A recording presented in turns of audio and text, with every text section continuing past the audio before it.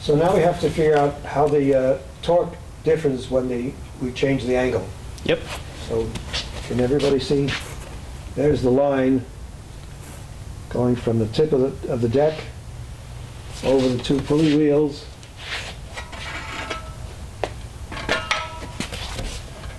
And we've got only about 3 pounds of counterweight. So let's figure out if that's enough. So, like last time, the counterclockwise torque of the deck, if you remember, that's kind of the force going downwards,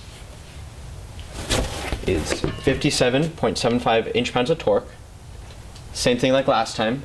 That force has to equal the clockwise force, the force pulling upwards. Torque. Torque, sorry, yes, torque. It's okay.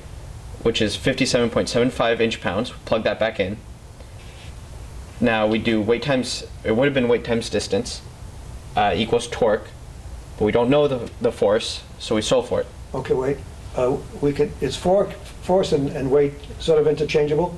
Yes. Because weight is actually... The force of gravity. Good. So we could call it force or weight. Yep. Okay, so we have the torque, we have the distance. How do we get 21 inches? So we take, for distance of torque, we take it from the shortest distance to the line of force. And we have the line of force here, which is at 30 degrees, and that's just the string, right here. It might be hard to see, but the string is the line of force. Yes. Good. Now we take the shortest distance to any line is a right angle, so that'd be about here-ish, and that distance comes out to be 21 inches. So we have our torque and our distance. Now we just solve for force or weight, interchangeable. And if we do that, we find out that the weight that we'd need, or the force, comes out to be 2.75 pounds. Good. So when we were lifting straight up and not at a 30-degree angle, we needed 1.357 pounds of force. Yep. Now we need 2.75, and if you'll notice, that is exactly double the force of pulling upwards. Right. Now, the diagram says 30 degrees. This is really not 30 degrees, but I use that. Not perfect.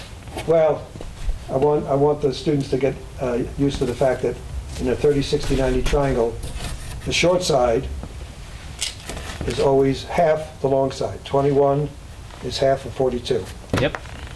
Okay, so we need about 2.75 pounds of force to balance the deck. And we've got, okay, so remove the support for the deck.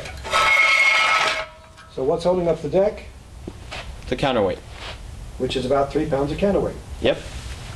Now, all the dimensions and the weights are very crude. There's a lot of friction involved with those pulleys, but you get the idea.